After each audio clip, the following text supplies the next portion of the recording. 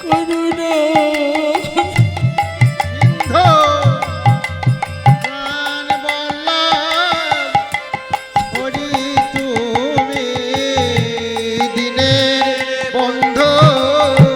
করুণার সিন্ধু প্রাণ বল্লভ হরি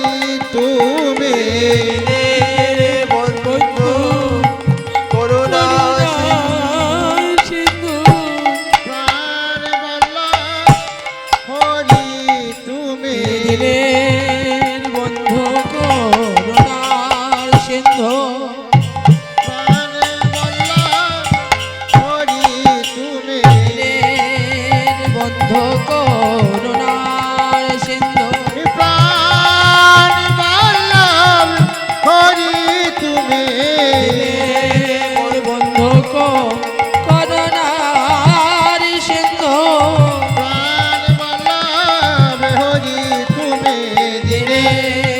বন্ধ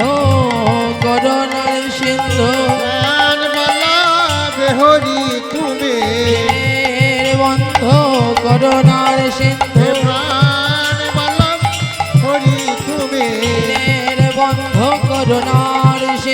প্রাণ বল্লভ হরি তুমি বন্ধ করুণার সিন্ধু প্রাণ বল্লভ হরি তুমি বন্ধ করুণার সিন্ধু প্রাণ বল্লভ হরি তুমি বন্ধ করুণার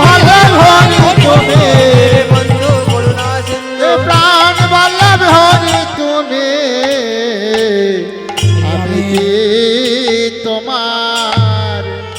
তোমার জগতে ছাড়া বটি সমস্ত রূপের অহংকার ধুলায় মিশিয়ে দিলেন চন্দ্রাবলী। আমার গোবিন্দ সেই দশা দর্শন করে আর কি থাকতে পারে না। চন্দ্রাবলীর ধরা ঝেড়ে বলছে, চন্দ্রা চলো আজকে আমি তোমার কুঞ্জে যাব, তুমি আমায় যেমন ভাবে সেবা দেবে আমি তেমনই ভাবে তোমার কাছে সেবা নেব, চলো। মনের আনন্দতে চন্দ্রাবলী গোবিন্দকে কুঞ্জে নিয়ে গিয়ে সারা নিশি ধরে সেবা করলেন। সারা অঙ্গ চন্দনে চর্চিত করে দিলেন, কপালে সিঁদুরের বিন্দু দিলেন, পরনে নীল বসন পরিয়ে দিলেন, আর সারা অঙ্গে নখাঘাতের দাগ দিয়ে দিলে। কেন? আমার গোবিন্দের শ্রীকমল অঙ্গে অমন করে চন্দ্রাবলী নখাঘাতে দাগ দিলেন কেন? চন্দ্রাবলীর বড় কষ্ট হয়েছে, তবু গোবিন্দকে নখাঘাতে দাগ দেওয়ার সময়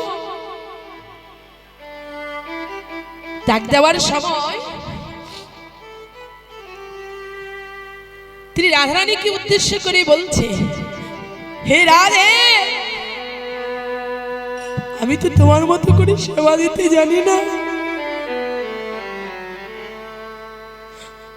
আমি আমার মতো করে সেবা দিলাম, এই সেবা নিয়ে তো তোমার কুঞ্জে যাবে, এবার তুমি তোমার মতো করে সেবা করে নিও। এই বলতে বলতে সারা নিশি সেবা দিয়ে ভোরের বেলায় চন্দ্রাবলী ঘুমিয়ে পড়েছে। কৃষ্ণের উরুতে মাথা রেখে ঘুমিয়ে পড়লেন, কিন্তু গোবিন্দের মনটা পড়ে আছে রাধারানীর কুঞ্জের দিকে। কখন চন্দ্রা ঘুমাবে তারপরে আমি রাধারানীর কুঞ্জে যাব। যেই কৃষ্ণের উরুতে মাথা রেখে ঘুমিয়ে পড়েছে অমনি চন্দ্রাবলীকে কানের গোড়ায় গিয়ে ডাকছেন, চন্দ্রা, চন্দ্রা, আরে ও চন্দ্রা। ঘুমিয়ে গেছে। ঘুমন্ত চন্দ্রাবলীকে সেজের উপরে রেখে চন্দ্রাবলীর কাছ থেকে বিদায় নিয়ে চললেন রাধারানীর কুঞ্জের দিকে। রাধারানীর কুঞ্জের দিকে চললেন। ভাবময় পদকর্তা তাই কি বলছে, যে আমার গোবিন্দ সময় জেনে চললেন রাধারানীর কাছে। কেমন সময়? বলি ওইছে সময় জানি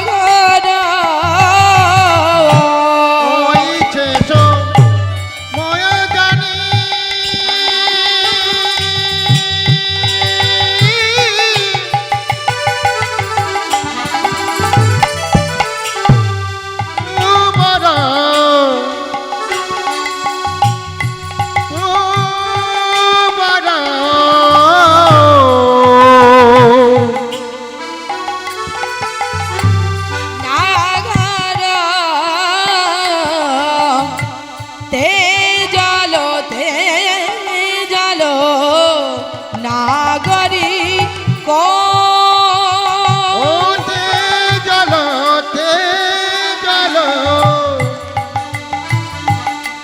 নাগরিক আরিতে জল নাগরিক জল নাগরিক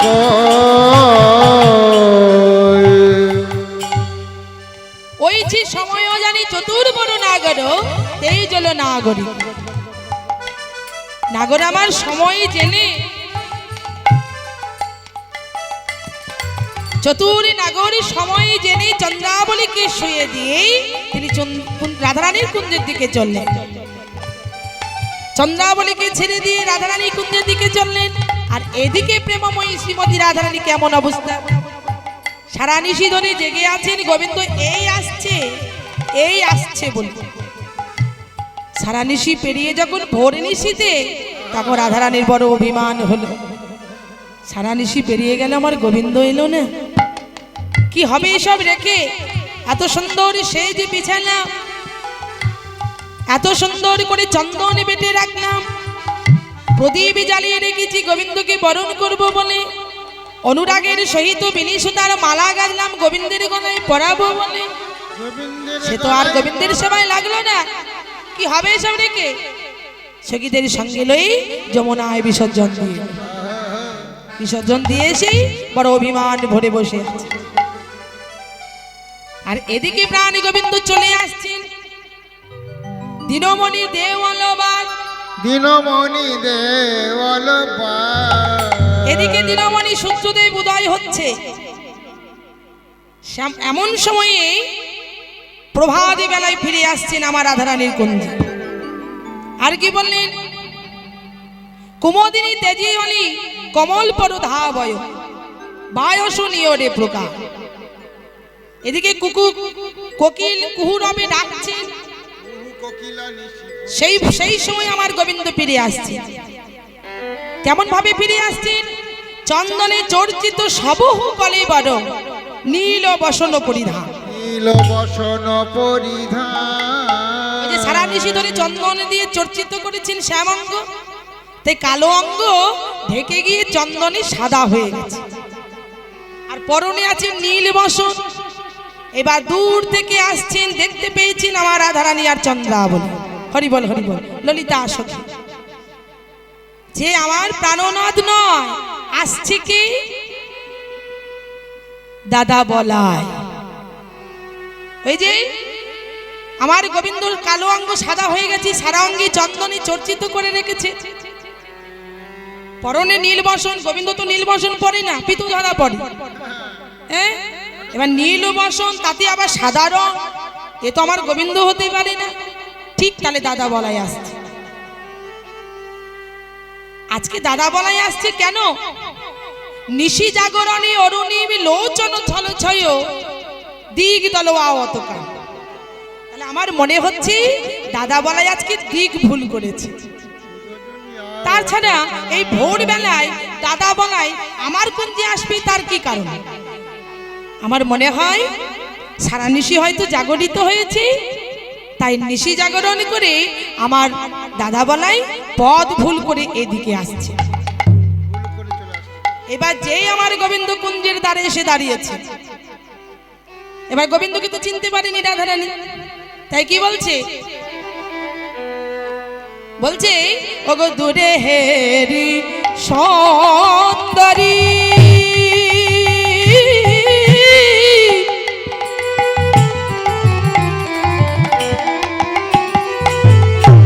ভাব নাহি পৈঠাল, দূরে হেরি সুন্দরী,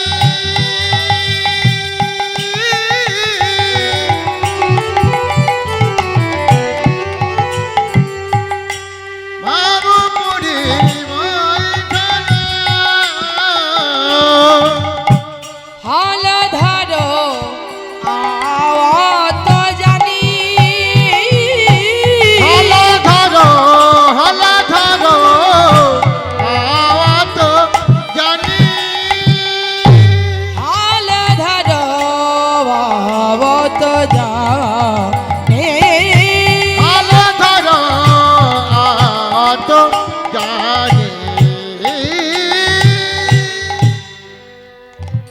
দূরে হেরি সুন্দরী ভাবনাই বৈঠল দূরে সুন্দর আমার ঘনশ্যামকে দর্শন করে রাধারানী মনে মনে ভাবছে হলো ধরো আবার তো জানি অর্থাৎ দাদা বলরাম আমার কুঞ্জে আসছে। এবার গুণী মানুষ এবং গুরুজন যদি আসে বাড়িতে আমরা কি করি তাড়াতাড়ি তো তাকে বসতে আসন দিই, তাই না? যেই রাধারানী দেখছি দাদা বলাই এসেছে অমনি তাড়াতাড়ি ললিতা কি করলেন, ললিতা নতমুখী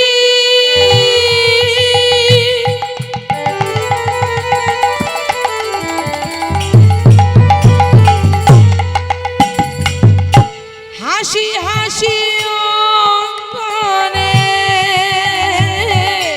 ললিতা হাসি মুখী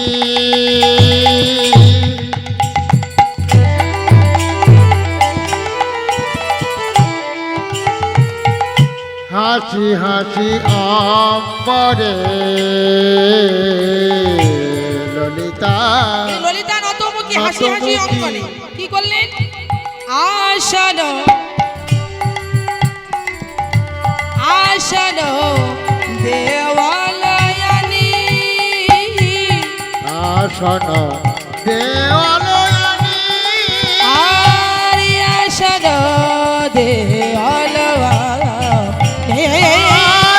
আসন দেওয়ালয়ানি ললিতা নতমুখী গুরুজন এসেছে বাড়িতে তাই নতমুখে একটা আসন এনে দাদা বলাইকে বসতে দিচ্ছেন।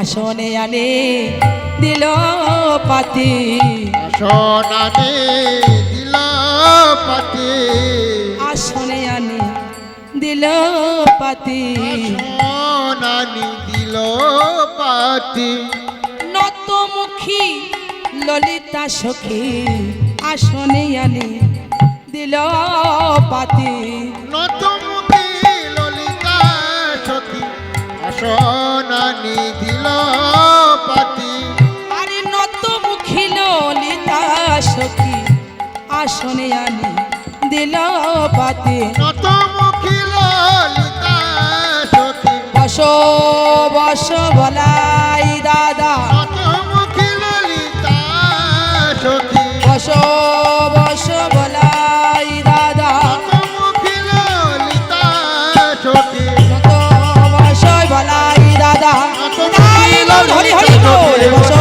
বসো বলাই দাদা নতমুখী ললিতা সখী আসন আনি দিল পাতি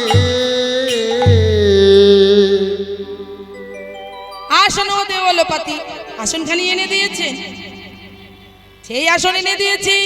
এবার কি করেছি, গোবিন্দ আমার বসেছে, গোবিন্দ বসেছে, যেই রাধা গোবিন্দ আমার আসনে বসেছে এবার রাধারানী কি করছে,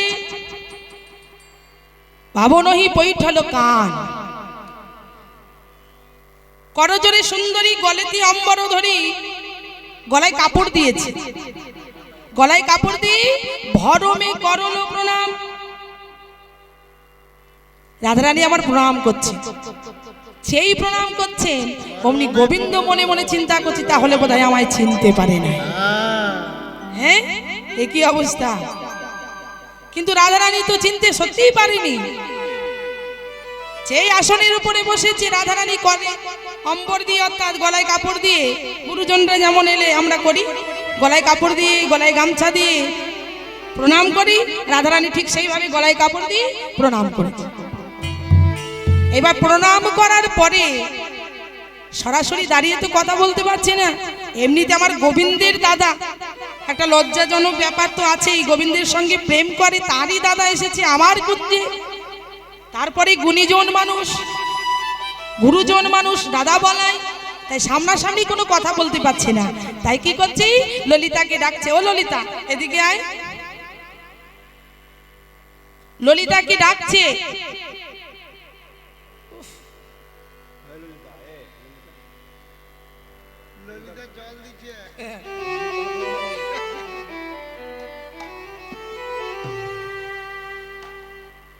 শ্রীমতী রাধারানী সামনাসামনি কথা বলতে পারছে না তো, যেমন আমরা করি, কোনো লজ্জার মানুষ যদি আসে সামনাসামনি আমরা লজ্জায় কথা বলতে পারি না, কিন্তু যদি বান্ধবী থাকে বন্ধু থাকে তাদেরকে আর করে আরে আরে কথা বলি না, দেখবেন সখীর কাঁধে মাথা দিই তারপরে কথা বলি।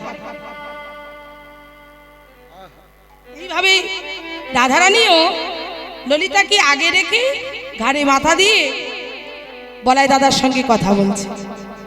কি বলছি? ওগো লুহু লুহু পোছায়া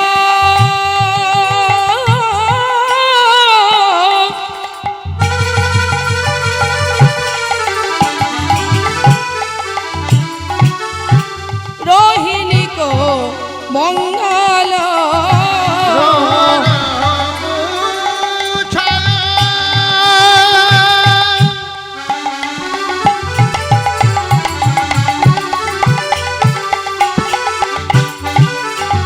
रोहिणी को मंगल সুবদনী সখী করিয়া সুবদনী সখী করিয়া সুবদনী সখী করিয়া সখী করিয়া সখী রানে রানে দাঁড়িয়ে বলছে ভালোই আছে তো মারোহিনী, ভালোই আছে তোমার রোহিণী, ভালোই আছে তো মারোহিনী, ভালোই আছে তোমার রোহিণী, লুহু লুহু ছয়ে ধনে ভালোই আছে তো মারোহিনী, ছয়ে ধনী ভালোই আছে তো মারোহিণী। সখীর আরে আরে দাঁড়িয়ে দাঁড়িয়ে এই ফাঁকে দাঁড়িয়ে দাঁড়িয়ে দাদার সঙ্গে কথা বলছে রাধা। বলো না মারোহিণী ভালো আছে তো? হ্যাঁ, এই প্রভাত বেলায় তুমি কি মনে করে আমার কুঞ্জে? সেই এমনটি কথা রাধারানী বলেছে। এইবার গোবিন্দ মনে মনে চিন্তা করছে, তাহলে সত্যি কি রাধারানী আমায় চিনতে পারেনি? সত্যি রাধারানী চিনতে পারেনি? ওই ছন বচন শুনি হরি অন্তরে ভয় উপজিল গায়। গোবিন্দ মনে মনে ভয় হচ্ছে, তবু ভয়ে ভয়ে রাধারানীকে বলছে প্রেমময়ী রোহিণী কো মঙ্গল শোনলো সুন্দরী সৌ হও তো মঝুজে। অর্থাৎ তুমি যে মা রোহিণীর কথা বলছো, মা রোহিণী আমার মা নয়, সে তো আমার জেঠিমা। সে আমার মা নয়, আমার জেঠিমা। আর আমি হলাম রাম অনুজ হাম প্রাতরে আ অনু দোয়াসনে করইতে ভেদ। রাম অনুজ হাম, রাম অনুজ মানে বলরামের অনুজ ভাই আমি, ছোট ভাই আমি কৃষ্ণ।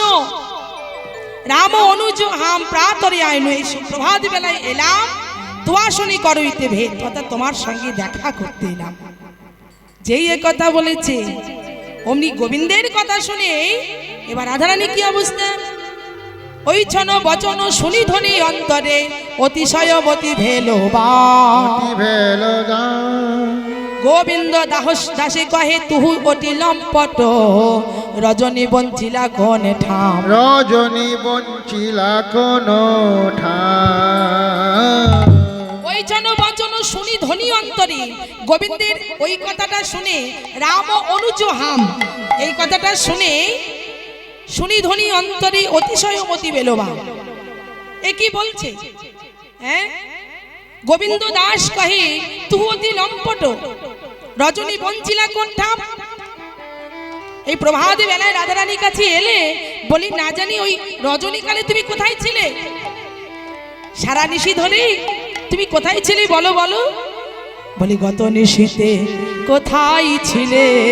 গত নিশীতে কোথায় ছিলে? গত নিশীতে কোথায় ছিলে? গত নিশীতে কোথায় ছিলে? প্রভাতী বেলায় দেখা দিতে এলে রতনীতিতে কোথায় ছিলে? দেখা দিতে এলে গত নিশীতে কোথায় ছিলে? এই প্রভাতী বেলায় দেখা দিতে দিতে এলে গত নিশীতে কোথায় ছিলে প্রভাতকালে দেখা দিতে এলে গত নিশীতে কোথায় ছিলে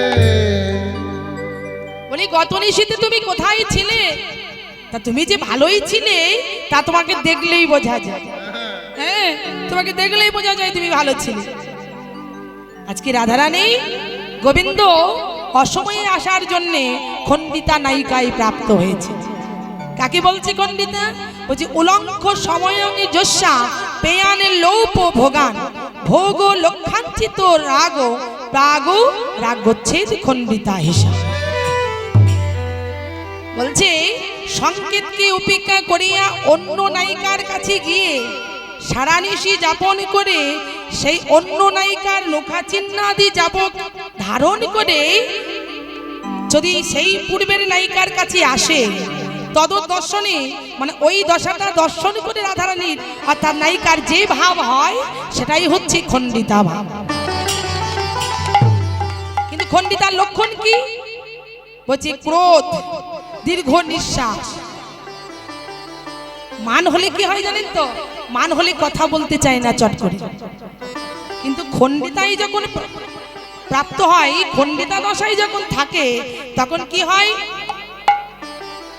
তখন কথা বলতে চাই, কিন্তু কথাটা কেমন করে বলে জানেন তো? কথাটা ছুঁড়ে ছুঁড়ে বলে, ছুঁড়ে ছুঁড়ে বলে। মানে তুমি যে অন্য নায়িকার কাছে গিয়েছিলে সেটাই হচ্ছে আমার রাগ। তুমি আমাকে কথা দিলে যে আমার কুঞ্জে আসবো, দিয়ে তুমি অন্য নায়িকার কাছে চলে গেলে। সেটা তো সরাসরি বলতে পারছে না যে তুমি কেন চন্দ্রাবলী কুঞ্জে গিয়েছিলে। তাই সেটা সরাসরি না বলেই কথাটা ছুঁড়ে ছুঁড়ে